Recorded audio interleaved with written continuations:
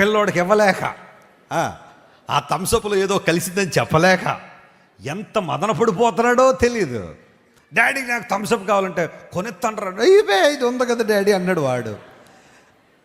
ఆ థమ్సప్ తాగితే ఆ పిల్లోడు ఏమైపోతాడో తండ్రికి తెలుసు.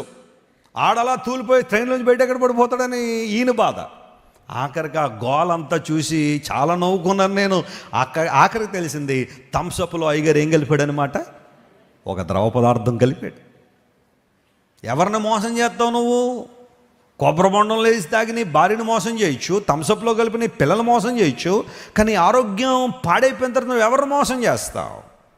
త్రాగి త్రాగి గుండె, ఊపిరితిత్తులు, కాలేమో ప్రధాన అవయవాలని పాడైపోయి హాస్పిటల్ చుట్టూ తిరుగుతూ నీ పిల్లల్ని భార్యని తిప్పుతూ, డబ్బులు లేక ఏడుస్తూ అప్పుల కోసం పరిగెత్తి ఎవరన్ని బాధలు పడమన్నారు? ఉన్న ఆరోగ్యాన్ని ఎవరు పాడు చేసుకోమన్నారు? ఆ తర్వాత